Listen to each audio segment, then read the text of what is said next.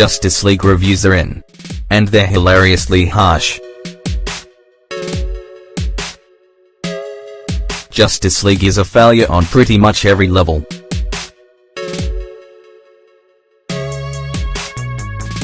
That basically sums the take of movie critics around the country.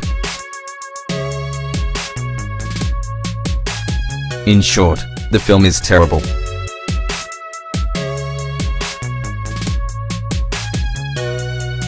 This probably doesn't come as a major shock to anyone who has seen the Justice League trailer or followed the behind-the-scenes problems that have plagued production. But you should still scroll down to see just how negative the reviews actually are. The Ringer: Justice League is another attempt to course-correct what some believe were Zack Snyder's botched early entries in the DC universe, and the movie wants to be grand, it wants to be fun, but in the end, it's just another loud, lifeless, high-tech bore. Us Weekly: If a DC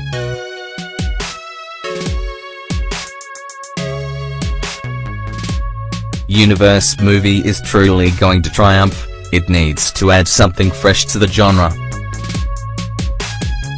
The sight of well-muscled, costumed superheroes standing in a line ready to take charge doesn't have the same oomph as it did 5 years ago.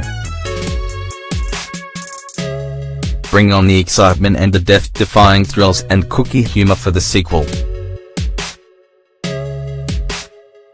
After all, nothing is more frustrating than a big-budget extravaganza that just flies by night.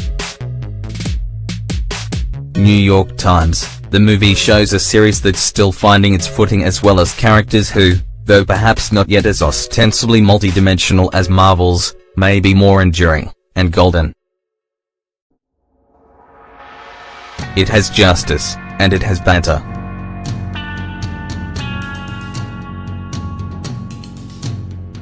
And while it could have used more hanging out, more breeziness, it is a start.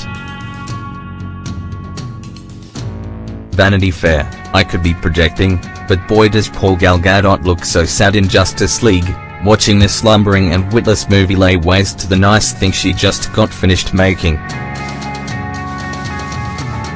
It really is a shame.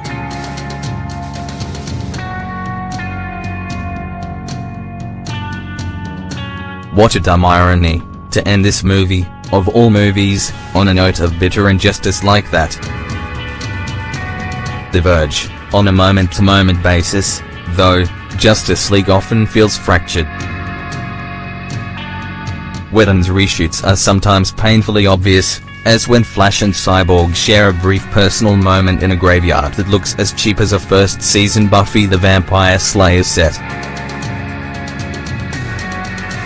While those scenes can seem roughly interpolated and out of place, though, they often offer the film's most meaningful character moments and flashes of humor and humanity. A quick gag involving Aquaman reveals more about him than the entire rest of the film's 2-hour runtime. Chicago Tribune: the dialogue is painful.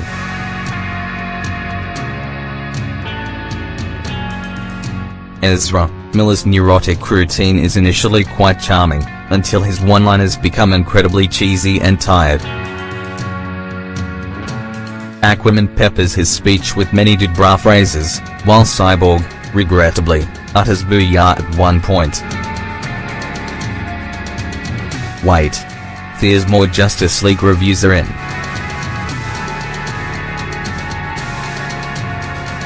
And they were hilariously harsh. Just click next below.